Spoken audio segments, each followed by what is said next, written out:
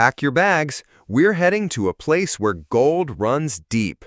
Drums speak louder than words, and every sunset feels like magic. Welcome to Ghana, the beating heart of West Africa. A land of ancient empires, sacred waterfalls, fiery jollof, and festivals that shake the ground. Think you know Africa? Think again. These 15 jaw-dropping facts about Ghana will blow your mind and steal your heart. Number 15. Ghana, a symbol of freedom and hope for Africa. When you think of freedom and resilience in Africa, one name stands tall: Ghana. Perched proudly on the Atlantic coast of West Africa, Ghana shines like a gem, not just for its geography, but for what it represents. It's the land where the Greenwich Meridian, the zero line of longitude, passes, a powerful symbol of balance between East and West. But Ghana is far more than just a spot on the map. Its tropical climate dances between two seasons, a gentle, life-giving wet season and the dry months when the harmattan winds sweep down from the Sahara, cloaking the land in sand and mystery. Each season adds a unique rhythm to the land's character. But the real soul of Ghana lies in its people. Home to over 33 million citizens, most of them youth, Ghana pulses with energy, ambition, and potential. Over 100 ethnic groups call this country home, weaving a rich cultural tapestry where English serves as a unifying thread. And then there's the flag, a powerful symbol of pride. Red for the blood of heroes who fought for freedom. Gold for the wealth beneath the soil. Green for the lush forests that breathe life into the land. At its center, a black star, the guiding light, a tribute to Ghana becoming the first sub-Saharan African nation to gain independence in 1957.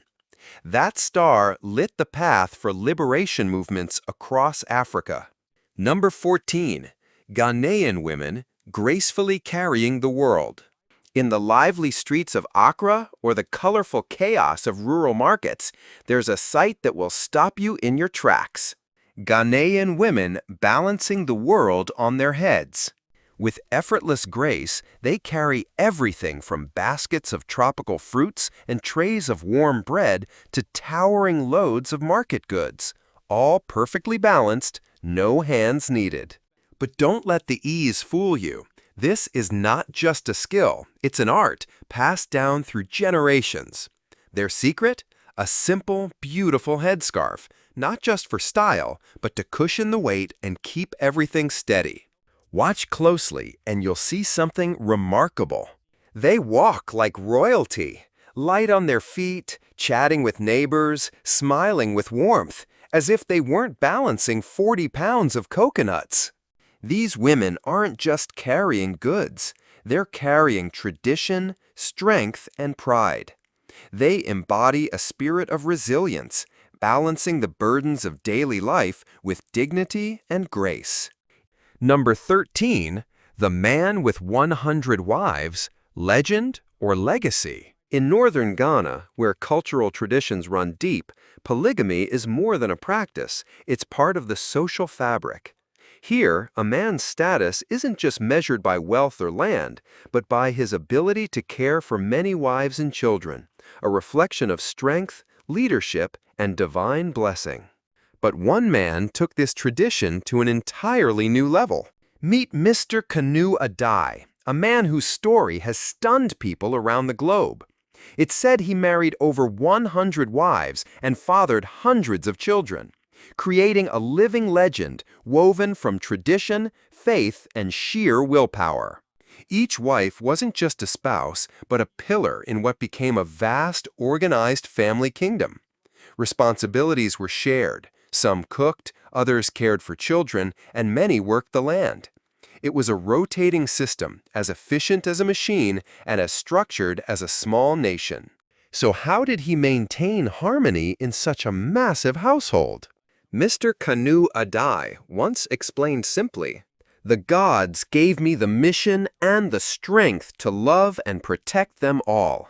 When he stepped out with his family, the site was said to resemble an ancient emperor, surrounded by his wives and a sea of children. But of course, peace wasn't guaranteed. Disputes and rivalries naturally arose. Yet Mr. Adai's calm demeanor and mediation skills reportedly kept things from falling apart. Number 12. Welcoming the New Year. New Year's Day is a time of celebration around the world, but in Ghana, it begins with something deeply emotional and surprisingly loud. In many Ghanaian communities, families don't celebrate indoors, but instead gather in palm leaf huts created just for this occasion. There, a powerful ritual takes place, one that might leave outsiders confused or even moved. If the previous year was filled with loss, hardship, or misfortune, the family cries loudly together on New Year's Day. It's believed this collective mourning drives away bad luck and clears the path for blessings in the year ahead. But if the old year was good, then the tone shifts. Laughter, dancing, and joyful noise fill the air as the family celebrates their good fortune and gives thanks. This emotional start to the year sets a powerful tone, blending reflection with hope. So if you're in Ghana on January 1st, don't be surprised if the streets are filled with the sound of weeping instead of fireworks. There's more. In coastal areas like Osu and Accra, there's a sacred New Year's silence. Playing music on this day is strictly forbidden out of respect for the sea goddess Mame Water or Mamiwata. Locals believe that loud music may anger her and bring disaster to fishing communities. A belief so strong the ban can last until May.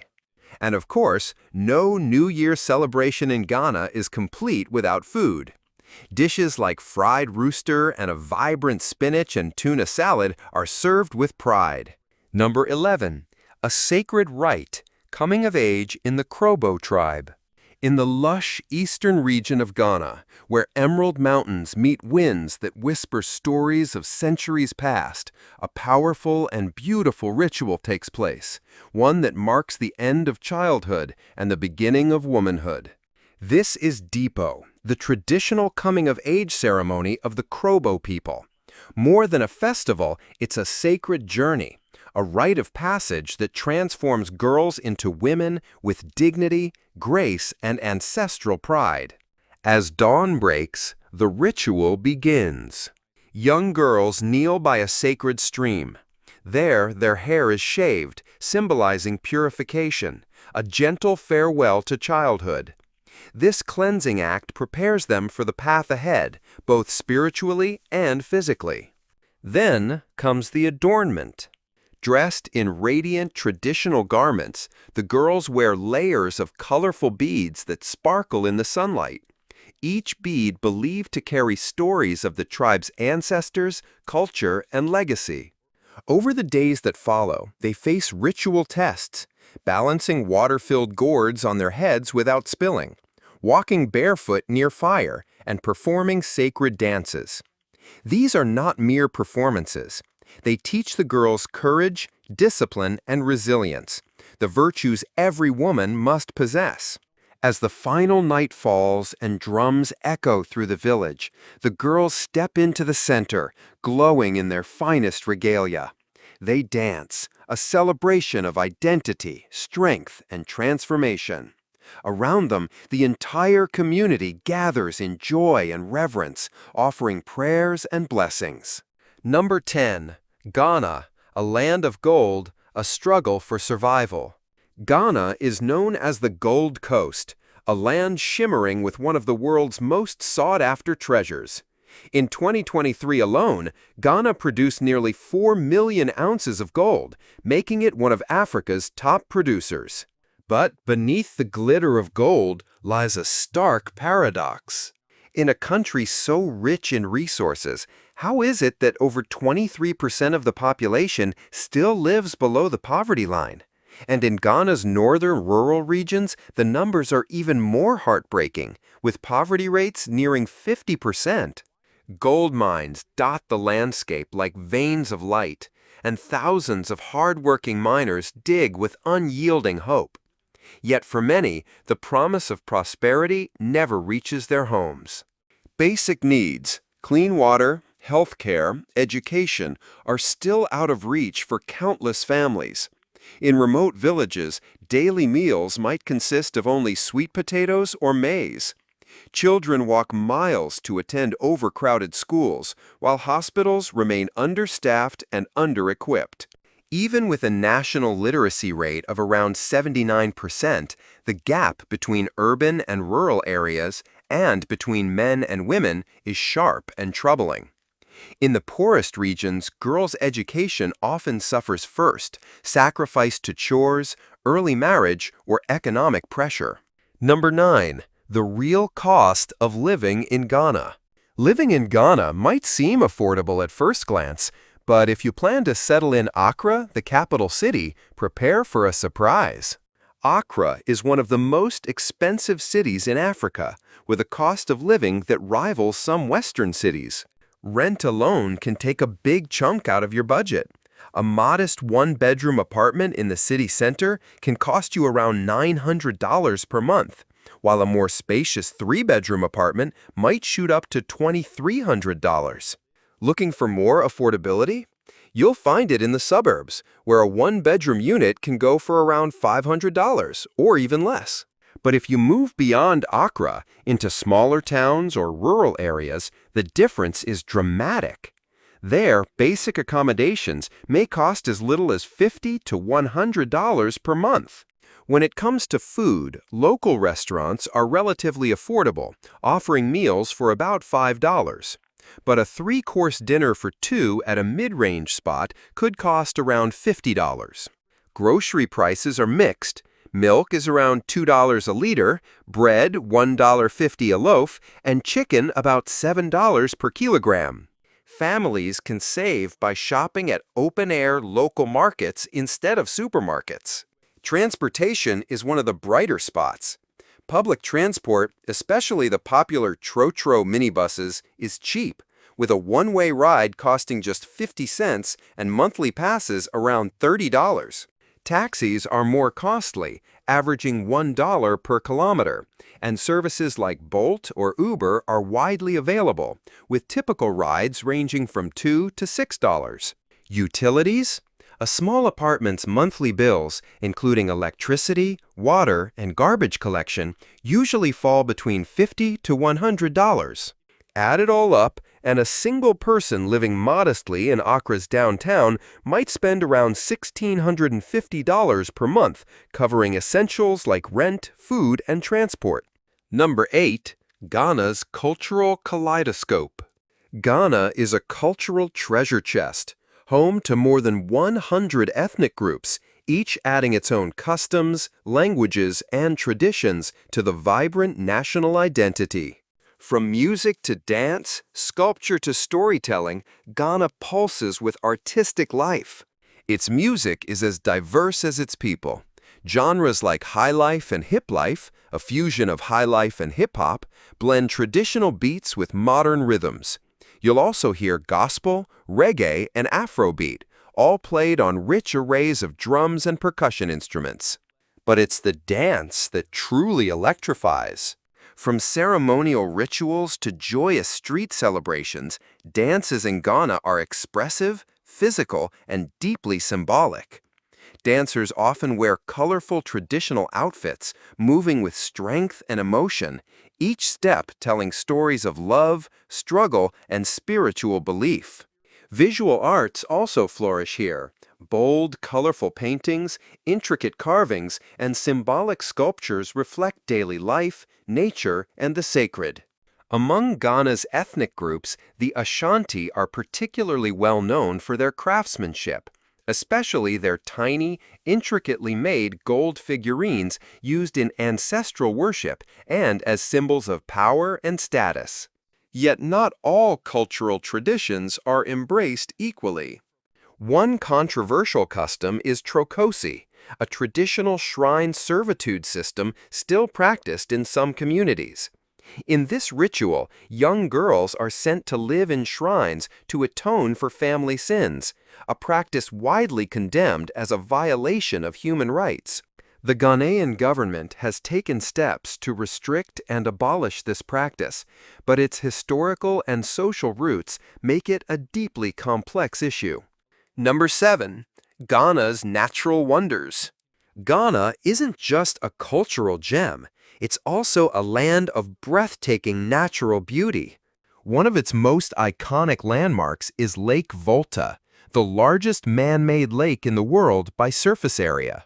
Formed by the construction of the Akosombo Dam, this vast body of water is not just a marvel of engineering, it's a lifeline for millions of Ghanaians.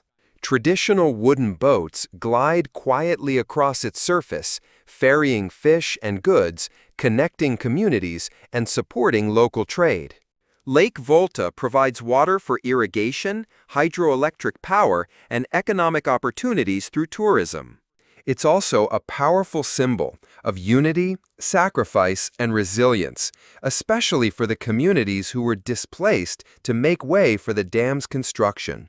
In the Bono East region, you'll find another of Ghana's natural treasures, Kintampo Falls. These cascading waterfalls are more than a scenic attraction. They are seen as spiritually sacred. Number 6. Africa's cocoa powerhouse. When it comes to cocoa, Ghana is a global force.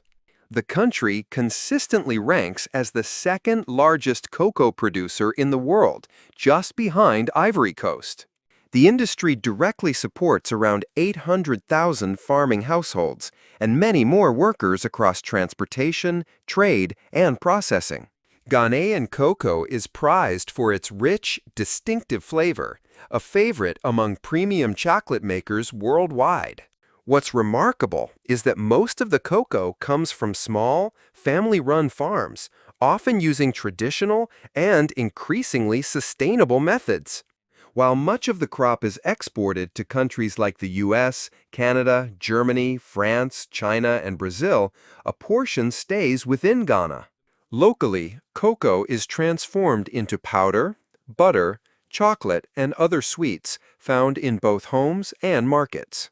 Cocoa is more than a commodity here. It's a source of pride, identity, and stability for Ghana's economy and its people. Number 5. A flavorful and vibrant cuisine. Ghana's culinary scene is a feast for the senses, bold, hearty, colorful, and full of stories. Let's start with itor, also known as oto, a dish made from mashed yam or plantain topped with boiled eggs and roasted groundnuts. It's a classic comfort food, simple, satisfying, and rich in tradition. Then there's banku, a fermented mix of corn and cassava dough. Cooked to a smooth, doughy consistency, it's usually served with grilled tilapia or rich pepper sauces. Banku and tilapia is a must-try combo, a true Ghanaian staple. Next is kantomaire stew, made from cocoyam or taro leaves. Often cooked with dried or salted fish, this nutritious green stew is usually served with boiled eggs, sweet potatoes, or plantains. It's both earthy and flavorful. Craving a spicy snack? Try kelewele, diced ripe plantains marinated in chili, ginger, garlic, and fried to golden crispiness. Found all over Accra, it's a street food favorite that hooks you from the first bite. Number 4. Panafest, where African culture shines. Held every 2 years in July or August, Panafest, short for the Pan-African Festival, is one of the most powerful cultural celebrations in Ghana and across Africa. First organized in 1992, Panafest was created to promote unity among African nations, reconnect the African diaspora, and celebrate the shared cultural identity of people of African descent worldwide. The event is a spectacular mix of music, poetry, storytelling, dance, and drumming, each performance carrying centuries of history and tradition. One of the highlights is the regal procession of tribal chiefs and their wives, parading with elegance and pride to the deep, resonant beat of African drums. Before opening day, communities spend weeks preparing, crafting costumes, choreographing performances, and perfecting rituals. And once the ceremonies begin, the atmosphere comes alive with color, rhythm, and spiritual energy, drawing visitors from all over the world. From powerful ancestral tributes to electrifying dances, Panifest is where African pride takes the spotlight and history meets celebration. Number 3. Ghana's matriarchal traditions. Among Ghana's many unique societal structures, one that stands out is its matrilineal heritage, especially among the Akan people. Number 3. Ghana's matriarchal traditions. Among Ghana's many unique societal structures, one that stands out is its matrilineal heritage, especially among the Akan people. In these communities, lineage and inheritance are traced through the mother side, a tradition that shapes leadership, succession, and property rights. For instance, even though a king may reign, his successor is not his own son, but rather his sister's son. It's a fascinating balance. Men often hold power, but that power is passed down through women. This cultural structure reflects Ghana's deep respect for maternal lineage, emphasizing that a family's future is anchored in its women. Number 2. A nation of many languages. Ghana is a country rich in linguistic diversity. Two of the most widely spoken local languages are Twi, predominantly used by the Ashanti people in the central and southern regions, and Dagbani, spoken in the north. These languages, passed down orally through generations, are deeply rooted in Ghana's history, storytelling, and social traditions. Today, English serves as the official language, a legacy of colonial history, and functions as a bridge between Ghana's many ethnic groups. It's used widely in education, government, and business, with roughly half the population able to communicate in it. Interestingly, while Ghana is surrounded by French-speaking neighbors like Côte d'Ivoire, Togo, and Burkina Faso, none of its bordering countries use English as a primary language. This gives Ghana a unique linguistic identity within West Africa. Number 1. Naming traditions based on day of birth. One of the most beautiful and meaningful traditions in Ghana, especially among the Akan people, is naming children based on the day of the week they were born. These names are more than labels. They are believed to reflect a child's personality, spiritual energy, and life path. For example, a boy born on Friday may be named Kofi, and a girl born on the same day, Afua. Saturday births might yield names like Kwame for boys or Ama for girls, symbolizing strength and reliability. And Sunday-born children might be called Kwasi or Akosua, names that convey charm and adaptability. These names connect people to their roots and ancestors, and they carry social and spiritual significance. Just asking someone, "What day were you born?" can spark a meaningful conversation, a reminder of the strong community ties woven into Ghanaian culture. Even globally, this tradition is recognized. Just think of Kofi Annan, the former UN Secretary General, whose name told a story of his origins before he even spoke a word. So there you have it, 15 fascinating facts about Ghana, a country rich in culture, history, and heart. From sacred waterfalls to cocoa farms, from traditional stews to spiritual naming customs, Ghana's identity is as vibrant as it is inspiring. If you enjoyed the journey, don't forget to like, share, and follow for more videos just like this one. And remember, this video is for reference only. Please do your own research before making any travel or cultural decisions. Thanks for watching, and see you in the next one.